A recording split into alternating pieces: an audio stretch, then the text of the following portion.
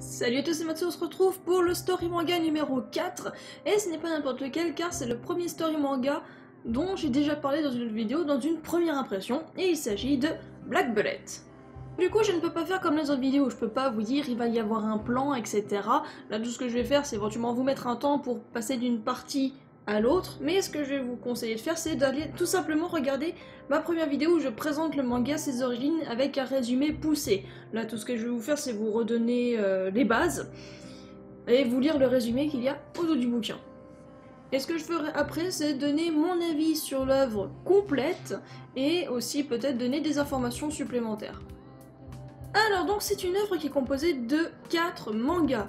Alors il y a 3 personnes qui ont travaillé dessus, donc je me souviens que quand j'avais fait les premières impressions, j'avais galéré à dire tous leurs noms, donc je vais les lire.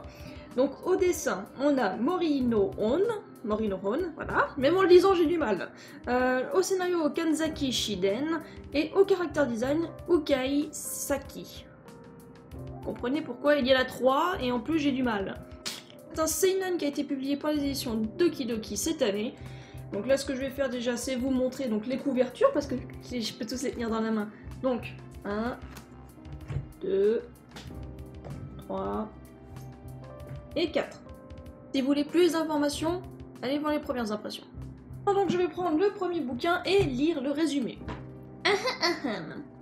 Planète Terre, futur proche. Depuis qu'elle a perdu son combat contre Gastrea, un virus parasite, l'humanité vit des heures sombres et désespérées. Rentaro Satomi et Enju Ayara, 2 agents de sécurité civile, mènent une guerre sans relâche contre le virus. Un jour, ils reçoivent une mission secrète de la plus haute importance, empêcher la destruction de Tokyo. Après l'anime, ne manquez pas la version manga de ce thriller futuriste trépidant. Et oui, parce que j'ai oublié de vous donner une information, c'est que ce manga, en fait, il y a un animé qui a été fait, qui a été diffusé sur Wakanim, et moi j'avais adoré l'animé, et c'est pour ça que j'ai acheté le manga. C'est vraiment un résumé très concis, moi je fais toujours des résumés plus longs, donc pareil, si vous voulez avoir un résumé plus approfondi, les premières impressions. Donc du coup je vais vous donner directement mon avis, mais pas sur les graphismes, ça je vous invite à regarder ma première vidéo. Pour ce qui concerne l'histoire, donc pour moi c'est une histoire qui est très bien, mais qui est comme l'animé, qui est trop courte. Je trouve qu'elle se finit trop précipitamment, tout comme l'animé.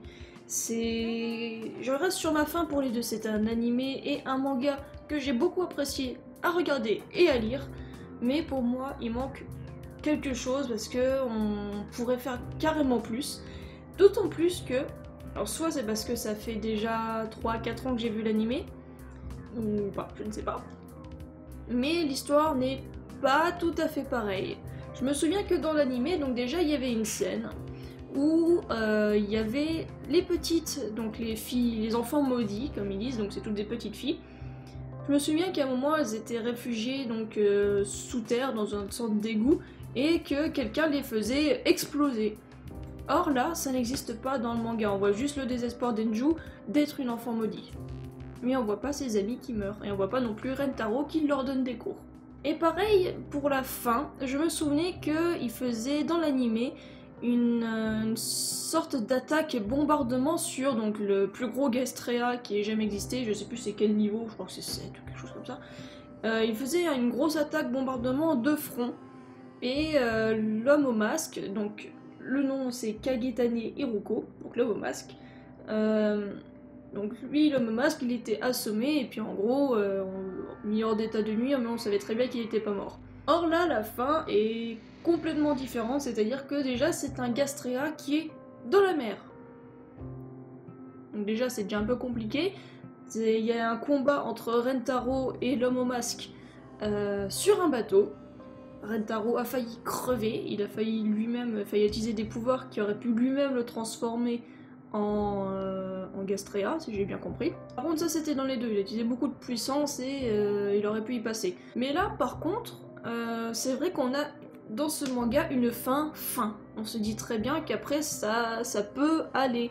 Il y aura toujours des discriminations contre les enfants maudits, mais autrement, il y a vraiment une fin, c'est-à-dire que l'homme au masque meurt, la petite fille qui travaille avec lui meurt aussi. On a même une partie, donc une scène supplémentaire où on voit donc l'un de ses rivales donc je sais plus quoi, des agents civils. Donc celui, le gros baraque avec l'épée, avec le bandeau sur la bouche. Donc lui, il avait donc une petite fille qui s'entendait bien avec. Et là, c'est un peu mieux traité que dans l'animé, c'est-à-dire qu'on a vraiment toute la scène avec beaucoup plus de détails, des narrations sur leur histoire à tous les deux. Donc là, c'est mieux traité, je trouve, que dans l'animé. Et aussi, petite chose supplémentaire dans le manga, c'est que dans l'animé, en fait, ça s'arrête à partir du moment que le Gastrea est détruit. Et après, donc, on se dit que l'histoire continue sans plus. Or, ce qui m'avait un peu dégoûté dans l'animé, c'est que derrière, on avait donc la présidente, donc la patronne de Rentaro, avait une vengeance à accomplir.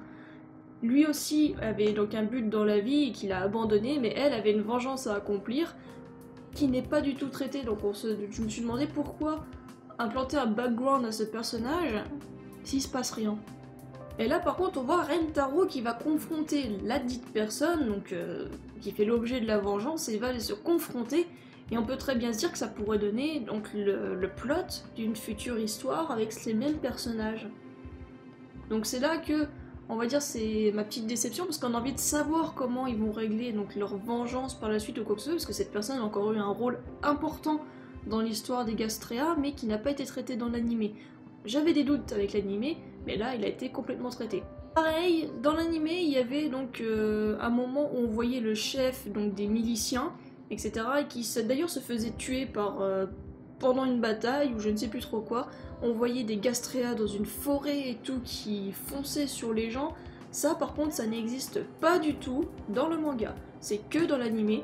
Là on a vraiment, on suit vraiment Rentaro et Enju, mais pas les autres. On les recroise, mais là c'est vraiment l'histoire de Rentaro et Enju. Il n'y a pas une seule scène où il n'y a pas Rentaro. Enju n'est pas forcément là, mais c'est que Rentaro. Alors que dans l'animé, on prenait vraiment des scènes un peu partout. Il y avait toujours Rentaro, mais qui englobait plus de personnages. Là, c'est vraiment, le manga s'est concentré sur Rentaro et quasiment lui seul. Chose que j'ai remarqué en groupant les mangas juste avant de faire la vidéo, c'est dans les résumés. Donc là, je vous ai lu le résumé, avec à la fin, donc après l'animé, et ben en fait, cette phrase se retrouve, enfin, on retrouve, comment dire, une phrase d'accroche comme ça, similaire sur quasiment tous les mangas, enfin, les 3 tomes, pardon. Déjà, le résumé commence toujours par planète Terre, futur proche. Voilà. Ça commence toujours par ça, et après donc ça redonne la situation initiale et ce qui va, ce qui s'est passé à la fin du dernier tome. Par contre, à chaque fois donc on a une petite phrase d'accroche là qui, il y a un saut à la ligne et une phrase. Et en fait ça y est sur tous, sauf sur le 3e tome. Il y a juste le résumé. Donc je sais pas si c'est par manque de place, parce que je pense pas, il y aurait la place, ils enlevaient une feuille là, sur du décor, ils mettaient la phrase, ça gênait pas. Donc je sais pas pourquoi c'est ça un oubli. Moi j'ai trouvé ça... C'est le petit détail inutile, mais moi ça me fait rire.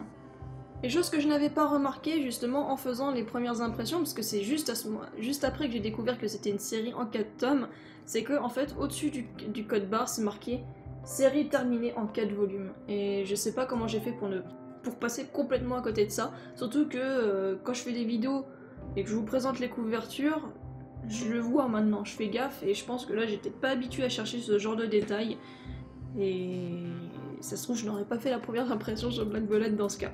Pour conclure sur cette œuvre, moi c'est un manga que je vous recommande, parce que c'est déjà bien plus satisfaisant comparé à l'animé. Si vous aviez des doutes par rapport à l'animé, vous en aurez peut-être encore un petit peu avec le manga, mais ce sera déjà bien mieux. Moi j'aimerais juste savoir s'il y aura une suite, parce que voilà, pour savoir s'ils vont faire une histoire additionnelle par rapport à la vengeance de la présidente, mais autrement non. J'ai beaucoup moins de doutes qu'après avoir vu l'animé. Les graphismes, pour pas revenir dessus, moi je les ai toujours aimés, hein. Comme je l'ai dit dans les premières impressions, c'est vraiment des graphismes qui sont vraiment sympas et qui changent un peu des autres mangas que je peux lire. C'est une petite série, ça mange pas de pain, c'est une bonne histoire, c'est pas extraordinaire, mais moi je suis bien contente de la voir et je vous la recommande fortement. Et donc voilà, ce sera tout pour cette vidéo, donc le story manga numéro 4. Dites-moi ce que vous en pensez, parce que c'est la première fois que je faisais donc un retour sur un manga que j'avais déjà présenté. Est-ce que vous aimeriez avoir un peu plus de détails, sans que ça reprenne complètement la première vidéo? Je pense que vous comprenez un peu l'initiative, mais si vous voulez rajouter des choses, est-ce que vous aimeriez que je rajoute des petits éléments ou plus de détails? Moi j'essaye justement de faire une vidéo de moins de 10 minutes si possible. Je sais pas ce que ça va donner au montage. Donc voilà, j'attends vos retours, mais en tout cas, si c'est une vidéo qui vous a plu, n'hésitez pas à laisser un petit pouce en l'air. Je vous remercie d'avoir regardé, on se retrouve très vite pour une prochaine vidéo. Salut!